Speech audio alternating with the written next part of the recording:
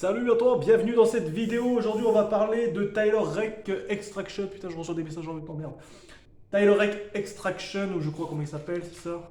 Extraction, ouais, exactement ça, parce qu'il y a le deuxième qui arrive bientôt. Je me suis dit j'allais faire une petite critique sur ce premier film. Le pitch de base, donc on a Ovi, c'est un petit adolescent dont le père est le plus gros baron de la drogue indien. Ce fils va se faire kidnapper par le plus gros baron de la drogue du Bangladesh, c'est génial. Et donc il y a une espèce de guerre comme ça entre deux barons de la drogue, finalement, entre deux pays. Et puis, mais le père étant en prison, du coup, il avait engagé quelqu'un qui s'appelle Saju pour s'occuper de son fils. Et puis, ce fils s'est fait kidnapper, comme je disais. Donc, il a également engagé Saju et puis Tyler Rake, incarné par Chris Hemsworth, pour récupérer Ovi. Voilà, c'est pitch très, très basique, scénario très basique, mais qui va captiver quand même. Tu vois quoi. Et justement, en parlant de captivation, si tu veux, il y a cette première scène. Moi, j'aime bien quand un film fait ça. J'adore quand un film fait ça. C'est que il te met une première scène comme ça. On a Chris Hemsworth, donc Tyler Rake, sur le pont, complètement genre éprouvé physiquement, éprouvé émotionnellement. On le voit sur son visage. C'est bien retranscrit, superbe acting. Et puis là, on a le générique, enfin tu sais, le Tyler Rake, je sais pas quoi. Euh, Putain, j'ai envie de regarder la suite, tu vois, ça c'est super quand t'as une première scène comme ça. Il y a beaucoup de films qui font ça et c'est génial. Je vais parler rapidement des scènes qui m'ont vraiment marqué en fait. À un moment donné, si tu veux, Ovi, c'est quelqu'un qui se sent seul parce que son père est en prison. Il comble ce vide avec le piano, etc.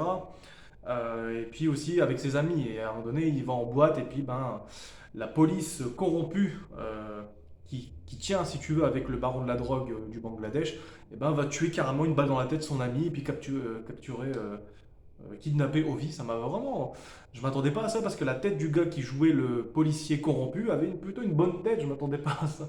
Donc je pense que c'est voulu. Euh, on retrouve un Tyler Rake à un moment donné qui va sous l'eau dans une espèce de posture méditative.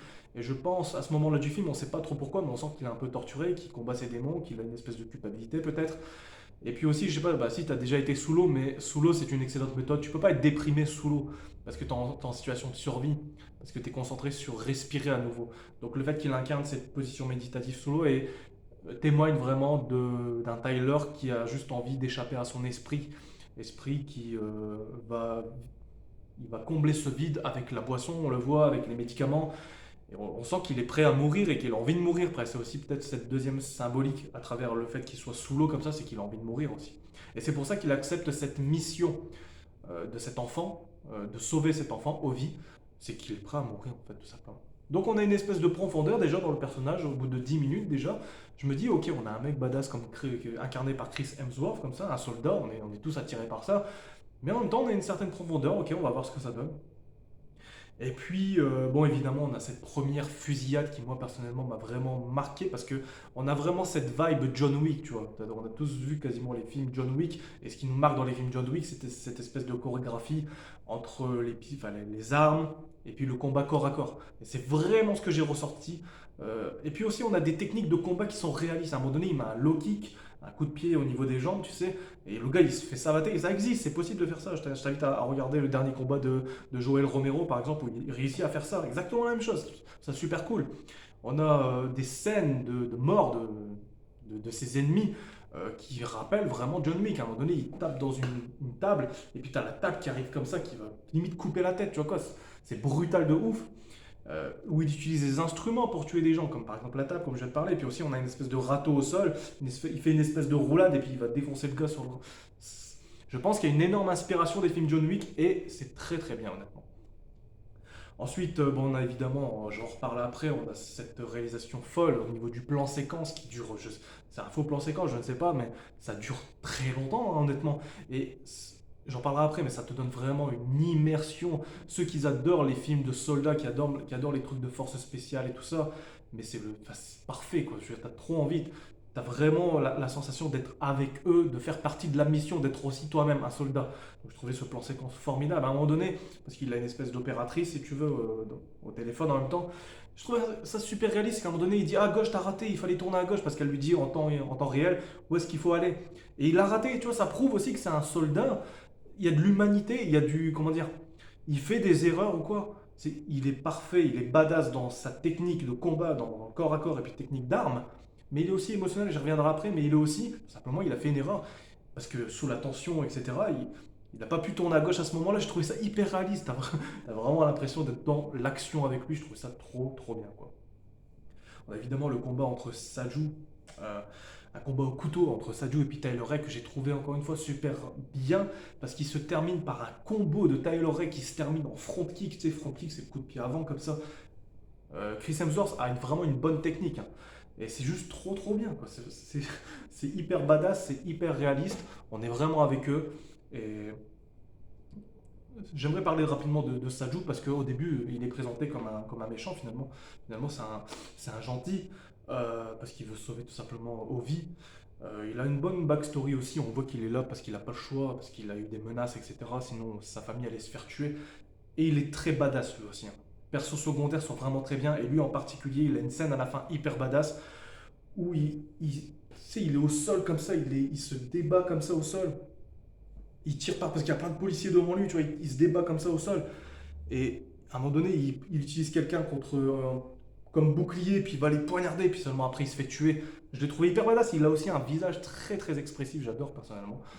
Genre on sent qu'il est marqué, on sent que c'est un soldat de ouf, mais qu'il est marqué, etc. par la tension, par ce qui se passe dans toute cette. Juste en l'espace de 2 jours, c'est l'espace de 2 jours ça que ça se passe, hein. C'est énorme. On a. Qu'est-ce qu'on a encore donc, on a Tyler qui. Ah oui, ça c'est les 2 dernières scènes qui m'ont vraiment marqué. Après, je parlerai de la réalisation, mais là, on a une scène où Tyler, il a finalement, on rejoint cette première scène qui a été mise en avant au début du film, où Tyler, il arrive sur le pont, mais il défonce tout, quoi. Putain, c'est ça qu'on veut, quoi. Tu vois quoi? Il arrive sur le pont, il défonce tout avec une bonne technique, etc. Et c'est ça qui est bien, c'est que j'y reviendrai après, mais c'est qu'il est abîmé. C'est pas le soldat badass comme ça, ouais, je suis plus fort que tout. Non, il a un bras complètement démonté. Et c'est ça qu'on veut. C'est du réalisme, en fait, finalement. Parce que de la situation, personne ne peut s'en sortir de ça sans indemnité, tu vois quoi. Je sais pas si c'est le mot, sans être indemne. Donc je trouve ça énorme. Puis enfin, une scène qui m'a marqué à la fin aussi, c'est quand il dit à Ovi de courir vers l'hélicoptère. Et puis là, t'as Tyler qui se lève comme ça en mode oh, comme ça, mais qui se lève et puis qui va défoncer le reste des gens sur le pont pour protéger Ovi le temps qu'il aille sur dans l'hélicoptère. Moi j'ai trouvé ça juste énorme, tu vois. Donc, puis à la fin, finalement, il tombe dans l'eau, mais après, t'as le gars là qui regarde, puis il n'est plus dans l'eau. Donc, puis évidemment, il y a un Tyler Rake 2 qui arrive, donc évidemment, il n'est pas mort. Moi, ça me va très bien. Ça me va très très bien, parce qu'il a été touché là. Il est possible qu'il ne meure pas, j'en sais rien, mais il faut demander aux spécialistes. Mais il n'a pas tout touché là, il n'a pas été touché là, tu vois quoi. Il a été touché là, il était encore en vie finalement. Et donc, j'ai trouvé ça très très bien. La réalisation, évidemment, on a ce plan séquence, comme j'en parlais, qui est complètement immersif. On a en fait l'impression de participer en fait au film. T'as l'impression d'être toi-même un espèce de mercenaire, un espèce de soldat, et je trouvais ça super cool. T'as l'impression d'être en mission avec eux. Il y a des fois la présentation des différentes villes via des drones, comme ça, enfin, vue par-dessus, etc., avec une musique assez intense. On est vraiment dans ce truc de tension qui est bien représenté aussi dans la présentation des différentes villes, etc. On a une scène qui est super cool en termes de réalisation où on a Tyler et puis Ovi qui sautent d'un toit sur un autre toit. Et on a cette vue avec caméra embarquée un peu en FPS. J'ai jamais vu ça personnellement, enfin peut-être dans des films de parcours, c'est possible. Mais je trouvais ça super cool, honnêtement. Il y a d'autres trucs, hein, qui m'ont plu dans ce film, hein. On a une utilisation de Tyler Rake qui utilise ses gadgets, si je peux dire, les bombes, les fumigènes et puis les grenades intelligemment. À un moment donné, on a une scène où il va prendre une grenade, il va la jeter dans les escaliers comme ça. Il prend une grenade, il va les mettre dans les tanks pour être sûr qu'à l'intérieur il meurt. Il va prendre une fumigène, il va le jeter, tu sais, dans la scène où il y a les adolescents comme ça. Euh, donc voilà, c'est assez intéressant aussi comment il utilise ses gadgets de manière intelligente justement. Et ça, je trouvais ça super cool. Encore une fois, on est dans l'immersion quand ce soldat fait ce genre de choses en fait. Après, qu'est-ce qui m'a marqué, c'est que ce que je disais tout à l'heure, c'est que on n'est pas dans un film où les soldats ils sont en mode c'est moi le plus fort, ils sont pas marqués, etc. Parce que dans John Wick, ce qui m'avait un peu agacé, c'est que John Wick il se prend je sais pas combien de voitures dans le truc et puis il se relève en mode. Tu vois, à un moment donné, bon, enfin, c'est très bien, mais juste ça, ça m'avait un peu saoulé dans John Wick, dans les John Wick. Je veux dire, à un moment donné, tu dis ramasse ta jambe parce que là, c'est plus possible. Mais là, en fait, ce qui est bien, c'est qu'il y a une espèce de continuité dans la blessure qui se suit. Par exemple, je prends l'exemple où il se fait démonter le bras, je sais pas comment. Et ben à un moment donné, dans le film, il met une baffe et puis il fait ah, j'ai encore un mal à mon bras, tu vois quoi. C'est pas genre. Parce que des fois, dans les films, on se dit ah, il y a mal au bras, puis la scène suivante, il n'y a plus rien. Là, on voit qu'il est complètement marqué. À un moment donné aussi, il va dans une espèce de camion, je sais pas quoi, un camion Rasta, tu sais, en Inde, tu vois. Et puis on voit qu'il est marqué. Tu vois, il est marqué, il est complètement blessé. Enfin, c'est hyper bien représenté, je trouve, ce genre de truc. Et ouais, les deux gars, donc Saju et puis Tyler, ils sont dans un sale état, tu vois quoi. L'autre, il a son nez complètement pété. C'est ça, c'est la réalité, c'est ce qui se passerait parce que tu as vu les combats qu'ils font. C'est énorme. Donc ça, j'ai vraiment bien aimé dans ce film. Et puis enfin, je terminerai cette vidéo en parlant de l'acting. J'ai été très impressionné par l'acting de Chris Hemsworth, j'ai du mal à le dire, parce qu'on est habitué à le voir, même si on l'a déjà vu dans certains films, notamment Avengers Infinity War, on avait vu une certaine émotion sur son visage. Mais là, vraiment, j'ai bien aimé cette représentation du soldat badass, mais qui en même temps soldat vraiment meurtri psychologiquement parce qu'on l'a vu, son fils a eu un cancer et il n'était pas là pour son fils. Et donc il a une espèce de scène de thérapie entre Ovi et lui où il explique que non, il n'est pas courageux. Il tue des gens, mais c'est juste pour combler un vide parce qu'il n'a pas su être là pour son fils. Et donc Ovi, il essaye de combler, comment dire, il essaye de sauver Ovi en fait parce qu'il parce qu'il comble ce vide, parce qu'il n'arrive pas à se pardonner pour ce qu'il a fait finalement. Il a préféré choisir le côté mercenaire euh, plutôt que d'être présent là pour son fils. Donc c'est assez bien retranscrit, j'ai bien aimé cette émotion-là sur le visage de Chris Hemsworth. On le voit, hein, de toute façon. À un moment donné, il y a la première bagarre, comme je disais, la première fusillade, et puis à un moment donné, il y a un autre enfant au sol, et il lui dit casse-toi, et puis on le voit dans le regard qu'il n'a pas envie de le tuer, parce que c'est bien cette représentation-là de qui veut sauver son enfant, qui peut pas tuer les enfants quelque part, même si à un moment donné, il met des bonnes baffes à des adolescents, je crois.